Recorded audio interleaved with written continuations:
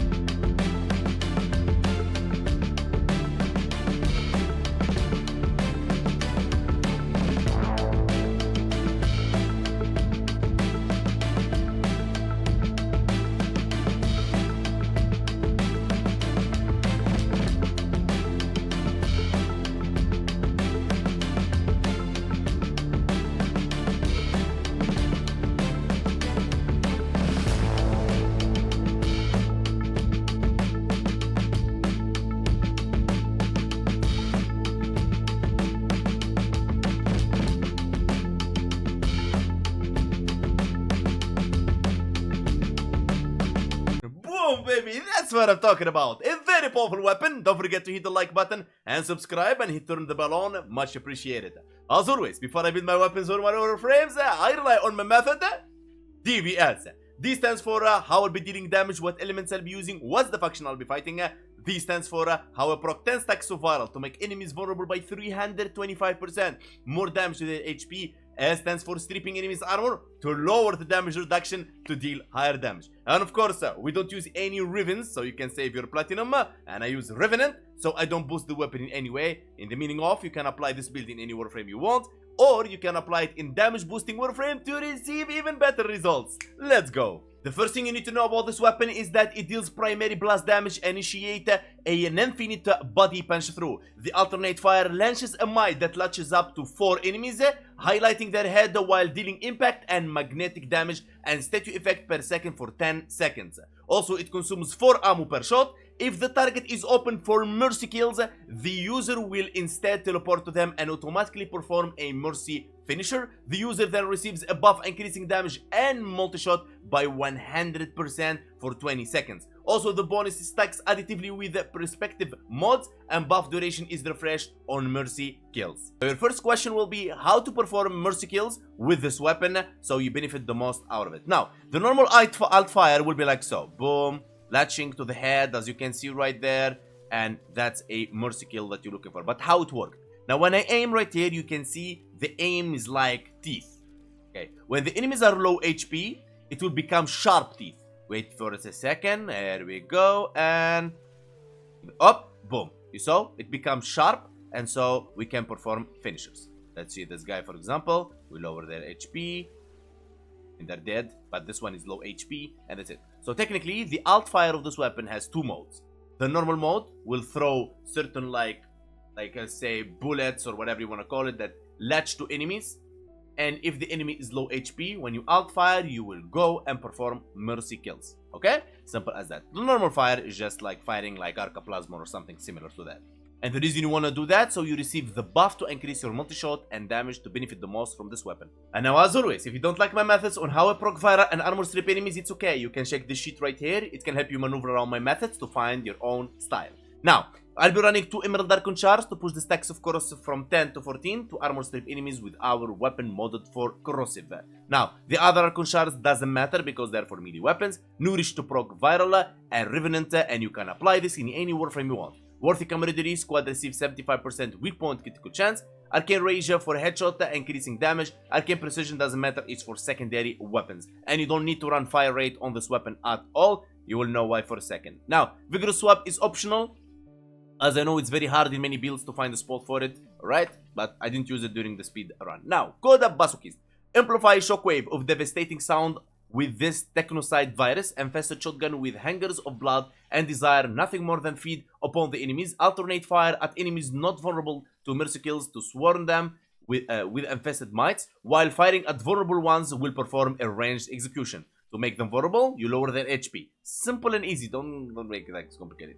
Unique trait. Altfire inflict enemies damaging and implying both impact and magnetic statue effects over time. So means shield and overguard, easy to go. Statue effects over time. When targeting enemies upon the mercy kill, the altfire will instead trigger a ranged execution on target. Easy to understand.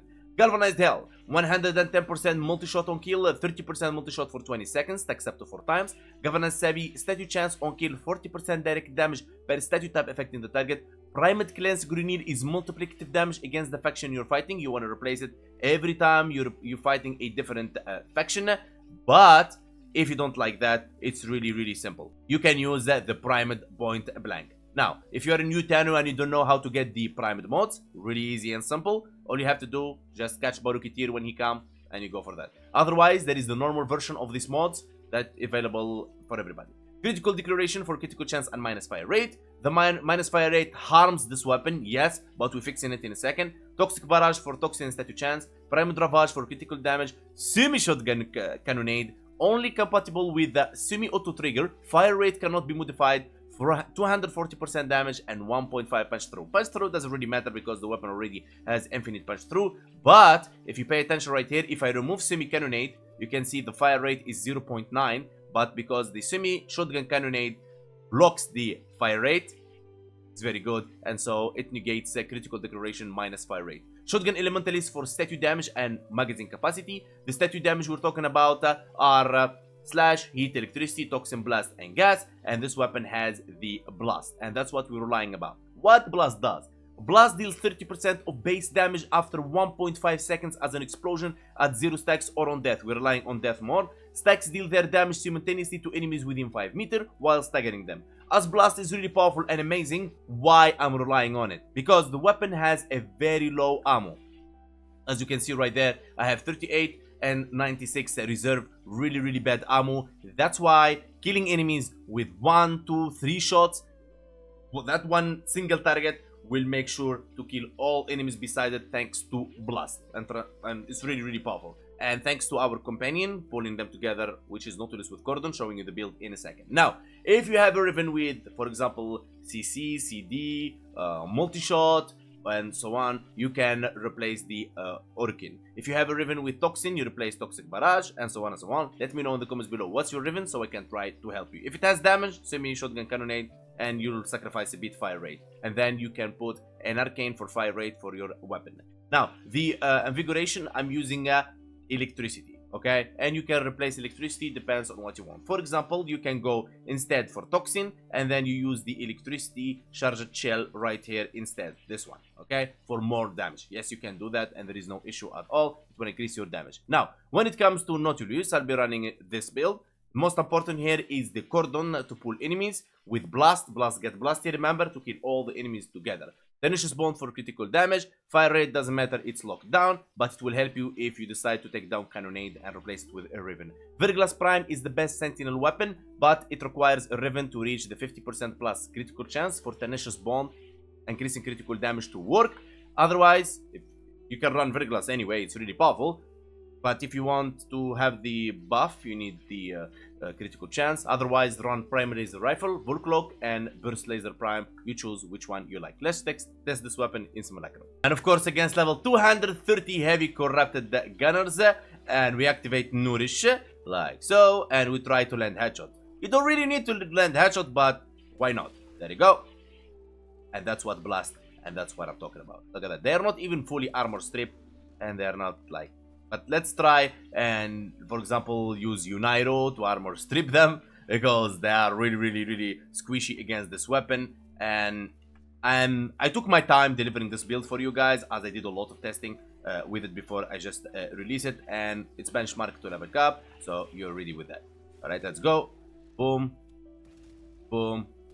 Boom. And when blast procs, I mean, there is no hope for them. Look at that. Boom. It's really powerful. It's really powerful, and it's a must try. In the end of the video, my conclusion, I would give this weapon 10 out of 10 for fun, and the fact that it gives you a lot of opportunities to perform finishers for Crescendo or maybe Ash in the future, and so on and so on. I would give it an 8 out of 10 for damage and 5 out of 10 for ammo. And this weapon is a must try, and it's really powerful, and you will not regret investing Forma on it. Anyway, you will need the Forma for mastery. Now, I want to say thank you so much guys for watching, and thank you so much for everyone supporting me in any way by watching, liking, subscribing, sharing, follow me on Twitch, follow me on TikTok, or joining my Discord link in the description. Special thanks to all of members, special thanks to special VIP and undisputed donators and all donators and everyone in my community, and I'll see you guys next time.